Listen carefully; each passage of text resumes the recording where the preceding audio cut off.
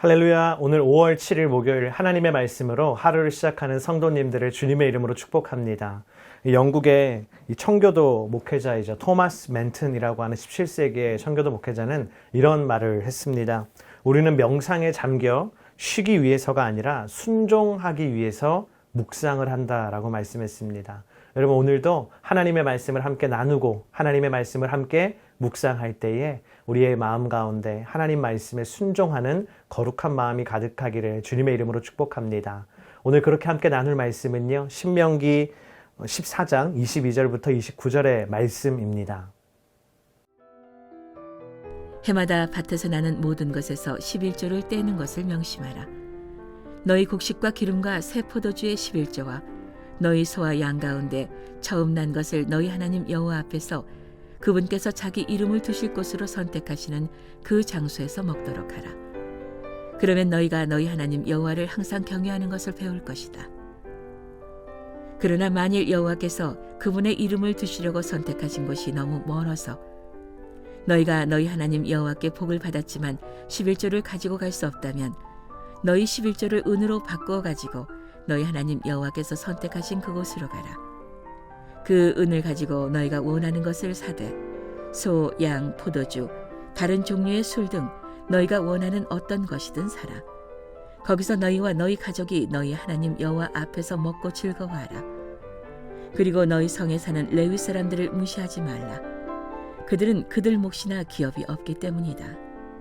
3년마다 그 해에 얻은 것의 모든 11조를 가져다가 너희 성 안에 저장하라. 그리하여 너와 함께 몫이나 기업을 나누지 않는 레위 사람과 너희 성에 있는 이방 사람들과 고아와 과부들이 와서 배불리 먹게 해 너희 하나님 여호와께서 너희 손으로 하는 모든 일에 복 주시도록 하라. 하나님께서 오늘 말씀 가운데 오늘 말씀에도 이스라엘 백성들에게 가나안 땅에 들어가서 지켜야 할 규례에 대해서 계속해서 말씀하고 계십니다. 그 중에서도 오늘 본문은 이 11조에 대한 규례를 말씀하고 계십니다. 오늘 말씀 시작할 때 보면 11조란 무엇인가가 나오는데요. 22절에 이렇게 기록되어 있습니다. 해마다 밭에서 나는 모든 것의 10분의 1을 하나님께 드리라. 이 10분의 1을 하나님께 드리는 것, 그것이 11조의 정의라고 할 수 있는 것이죠. 그렇다면 이 11조의 기준은 무엇이냐? 그것은 23절 앞부분에 기록되어 있습니다. 그것은 무엇입니까? 곡식과 기름과 새 포도주의 10분의 1, 그리고 이 소와 양의 처음 난 새끼를 하나님께 드리라라고 말씀하셨습니다. 여러분, 이 11조에 대한 정의와 11조의 기준이 나와 있는데요. 이 말씀 가운데 이 두 가지 중요한 강조점이 있다는 것을 우리가 명심해야 할 것입니다. 첫 번째는요, 22절 끝에 해마다 밭에서 나는 모든 것에 11조 떼는 것을 하나님께서 명심하라라고 기록하셨어요. 여러분 큐티책에 명심하라에 한번 동그라미를 쳐보십시오. 히브리어 원어로 보면요, 이 명심하라라는 말씀은 이 동사에서 문법적인 강조를 했습니다. 그래서 꼭, 확실히, 반드시라고 하는 의미를 포함하고 있는 것이죠. 여러분, 하나님께서는요, 그분의 백성들이 11조 드리는 것에 대해서 매우 강조하셨다는 것을 우리는 말씀을 통하여 발견할 수가 있습니다. 신약시대에도 예수님께서 마태복음 23장 23절에서 율법학자와 바리새파 사람들에게 뭐라고 하셨습니까? 너희는 박하와 회양과 근처의 11조를 바치면서 율법 가운데 더 중요한 정의와 자비와 신의는 무시해버렸다. 그러나 11조도 바치고 이런 것들도 소홀히 하지 말아야 했다. 예수님께서도 이 바리새파 사람들에게, 율법학자들에게 11조도 바쳐야 된다. 11조로 역시 말씀하신 것을 우리는 마태복음의 말씀을 통하여 확인할 수가 있습니다. 또 우리는 질문하게 됩니다. 왜 그렇다면 하나님께서 우리에게 11조를 드리라고 하셨을까? 그것이 오늘 이 두 절의 말씀 가운데 두 번째 강조점이 되겠습니다. 모든 만물의 주인이신 하나님께서 무엇이 부족하여 11조를 그분의 백성들이 바치라고 말씀하셨을까요? 23절 후반절에 그 이유가 정확하게 기록되어 있죠. 그러면 너희가 너희 하나님 여호와를 항상 경외하는 것을 배울 것이다. 아멘. 여러분, 하나님께서는요, 하나님 경외하는 것을 가르치기 위해서 그분의 백성들에게 11조의 규례를 주셨다는 사실입니다. 사실 이스라엘 백성들이 아직 이스라엘 땅, 그 가나안 땅에 들어가지 않았습니다. 그래서 그들이 농사를 지은 것이 아직 없죠. 사실 이들은 현재도 이 광야에서도 만나와 메추라기를 통하여서 먹고 살고 있었죠. 그러나 하나님께서 매일 주시는 것을 먹기 때문에, 그들은 만나와 메추라기를 먹고 있기 때문에 하나님이 그것을 주신다는 것을 체감할 수 있었습니다.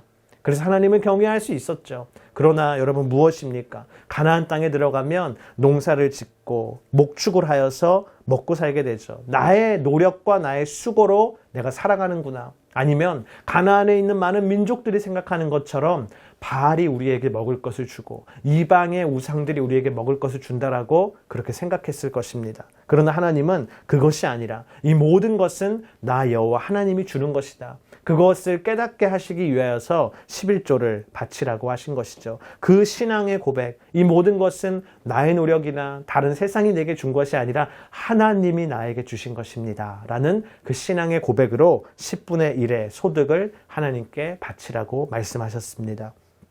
여러분, 오늘날에도 이것은 변함없는 하나님의 규례인 줄 믿습니다. 하나님을 경외하는 것은 단순히 하나님을 두려워하는 마음의 감정의 차원에 머무는 것이 아니라 우리의 행위가 누적된 삶의 양식인 줄을 믿습니다. 11조를 드리는 그 삶의 양식을 통하여서 하나님 경외를 표현하는 저와 여러분이 되기를 주님의 이름으로 축복합니다. 오늘 24절부터 26절의 말씀입니다. 그러나 만일 여호와께서 그분의 이름을 두시려고 선택하신 곳이 너무 멀어서 너희가 너희 하나님 여호와께 복을 받았지만 11조를 가지고 갈 수 없다면 너희 11조를 은으로 바꾸어 가지고 너희 하나님 여호와께서 선택하신 그곳으로 가라. 그 은을 가지고 너희가 원하는 것을 사되 소, 양, 포도주, 다른 종류의 술 등 너희가 원하는 어떤 것이든지 사라. 거기서 너희와 너희 가족이 너희 하나님 여호와 앞에서 먹고 즐거워하라 라고 말씀하셨습니다. 여러분, 11조를 아무 데서나 드리는 것이 아니라 하나님이 무엇을 말씀하셨죠? 하나님께서 그분의 이름을 위하여 정하신 그 장소에서 11조를 드리라고 말씀하셨어요. 그것은 바로 중앙 성소를 의미합니다. 처음에는 실로였다가 나중에 예루살렘으로 옮기게 되죠. 오늘 신명기 14장에 나오는 11조는요, 반드시 그곳에서만 드릴 수 있는 11조였습니다. 그런데 방금 읽은 말씀에서 집에서 성소까지의 거리가 너무 멀어서 곡식을 가져가기 힘들고 소와 양의 첫 새끼를 가져가기 힘든 경우에는 어떻게 해야 되는지를 하나님이 말씀하시죠. 하나님께서는 아주 간단한 대안을 제시해 주십니다. 그것은 무엇입니까? 바로 당시의 화폐라고 할 수 있는 은으로 교환해서 가져가라는 것이에요. 집에서 은으로 교환해서 자기가 사는 마을에서 교환해서 성소까지 가져가서 성소 근처에서 다시 그것을 기뻐하는 것으로 바꿔서 그것을 가축이든 곡식이든 포도주이든 바꾸어서 하나님 앞에 11조로 드리라는 것입니다.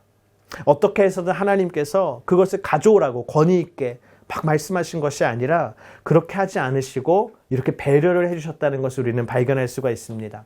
여러분, 왜 하나님께서 이런 배려를 우리에게 주셨겠습니까? 그것은, 그 이유는 26절 끝에 기록되어 있어요. 이렇게 기록되어 있죠. 거기서 너희와 너희 가족이 너희 하나님 여호와 앞에서 먹고 즐거워하라. 아멘.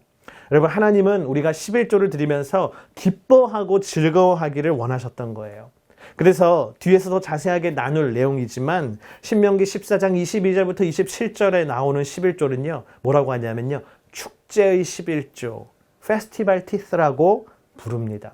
11조를 드리는 사람과 그의 가족과 그의 친척과 제사장들, 레위인들이 함께 이 11조를 드리는 잔치에 참여해서 함께 예물을 먹을 수 있는 종류의 11조였습니다. 마지못해 드리는 것이 아니라 억지로 막 드리는 것이 아니라 기뻐하면서 축제와 같은 마음으로 하나님께 하나님의 것을 드리는 것, 여러분, 그것이 하나님이 진정으로 우리 가운데 원하는 것인 줄을 믿습니다. 어떤 성도님의 간증이 잊혀지지가 않습니다. 그분이 하나님께 이 예물을 드려야 되는데 어느 날 그것이 너무나 아까웠던 것 같습니다. 자기가 평소에 드리던 것보다 더 많은 액수였기 때문에 드리면서도 아깝다 이런 마음이 있었는데 그냥 갈등하다가 그냥 눈 딱 감고 그냥 헌금함에 이렇게 넣으셨대요. 근데 넣고 뒤돌아서 나가는 순간 하나님께서 그 성도님의 마음 가운데 음성을 이렇게 주시길, 나 그 헌금 받지 않았다라고 음성을 주셨다는 것이죠. 그때 내가 하나님께 기뻐하며 자원함으로 드려야 되는데 억지로 하는 이 마음까지도 하나님이 아셨구나. 이 성도님이 그것을 알고 많이 회개하셨다고 합니다. 여러분, 그렇습니다. 하나님은요, 우리의 마음을 받으시는 것이죠. 우리의 마음까지도 아시는 것이죠. 그래서 고린도후서 9장 7절에도 이렇게 말씀하셨습니다. 인색함으로 억지로 드리지 말고 하나님은 즐겨내는 자를 사랑하신다. 하나님은 즐겨 기쁘게 드리는 자를 사랑하신다 라고 말씀하셨어요. 여러분, 축제의 마음으로 하나님께 드리는 하나님의 백성이 되기를 주님의 이름으로 축복합니다. 오늘 마지막 말씀 27절부터 29절의 말씀입니다. 그리고 너희 성에 사는 레위 사람들을 무시하지 말라. 그들은 그들 몫이나 기업이 없기 때문이다. 3년마다 그해 얻은 것의 모든 11조를 가져다가 너희 성 안에 저장하라. 그리하여 너와 함께 몫이나 기업을 나누지 않은 레위 사람과 너희 성에 있는 이방 사람들과 고아와 과부들이 와서 배불리 먹게 해. 너희 하나님 여호와께서 너희 손으로 하는 모든 일에 복 주시도록 하라. 아멘. 여러분, 성경을 자세히 읽어보면요, 11조에는 두 가지 종류가 있다는 것을 우리는 발견하게 됩니다. 첫 번째는요, 11조의 종 중에 민수기 18장에 기록된 11조예요. 그것은 레위인들을 위한 11조죠. 레위 지파는 하나님께서 땅을 기업으로 주지 않으셨어요. 각 지파 사이사이에 들어가서 그들의 도시에, 그들의 성읍에서 하나님을 그들이 섬기는 것을 돕도록 하나님이 하셨기 때문에 그들은 농사지을 땅을 받지 않았죠. 그렇기 때문에 이 다른 지파들은, 레위 지파를 제외한 다른 지파들은 소득의 11조, 10분의 1을 레위인들에게 주어서 그들의 생활을 책임지게 하셨습니다. 이것이 민수기 18장에 기록된 일반적인 11조이죠. 그러나 오늘 우리가 나누는 이 말씀 가운데 기록된 11조는요, 또 무엇이냐? 10분의 1 드리고 남은 10분의 9 중에 다시 10분의 1을 떼어서 중앙성소로 가져가서 잔치를 베푸는 11조입니다. 그래서 잔치의 11조라고 하는 것이죠. 그런데 방금 읽은 28절부터 29절에 보면요, 뭐라고 하셨어요? 매 3년마다 드리는 이 두 번째 11조, 이 축제의 11조는 중앙성소로 가져가지 말고 3년에 한 번은 그 성에서 저장하라고 말씀하셨어요. 그리고 그 성에 살고 있는 레위인들, 사람들, 또 이방 사람들, 그 성에 있는 고아와 과부들, 연약한 사람들이 배불리 그것을 먹도록 주라고 말씀하셨습니다. 축제의 11조가 3년에 한 번은 구제의 11조, 차리티틱스가 되는 것이죠. 여러분, 이것이 하나님께서 이 땅에서 그리시는 하나님 나라의 청사진인 줄을 믿습니다. 우리가 이루고 있는 신앙 공동체가 여러분, 이런 연약한 자들에게 나누는 공동체가 되기를 주님의 이름으로 축복합니다. 우리가 살아가는 이 커뮤니티가 이런 커뮤니티가 되기를 주님의 이름으로 축복합니다. 우리가 살아가는 이 세상이 저 선교지까지 우리가 연약한 자들을 돕고 나누는 하나님 나라의 청사진을 실현시키는 믿음의 공동체가 되기를 축복합니다. 여러분, 그런 삶이 되도록 주님의 이름으로 축복합니다. 기도하겠습니다. 하나님, 오늘 우리에게 먹을 양식을 주시고 입을 옷을 주시고 거주할 거처를 허락하심에 감사합니다. 하나님께서 주신 것임을 늘 감사하며 그것을 인정하고 11조를 드리는 하나님의 백성이 되게 하여 주시옵소서. 11조를 통하여 하나님을 경외하게 하시고 11조를 통하여 하나님을 기뻐하게 하시고 11조를 통하여 어려운 이웃을 돕는 하나님의 사람, 하나님의 교회, 우리의 가정이 되기를 원합니다. 역사하여 주시옵소서. 살아계신 예수님의 이름으로 기도드립니다. 아멘.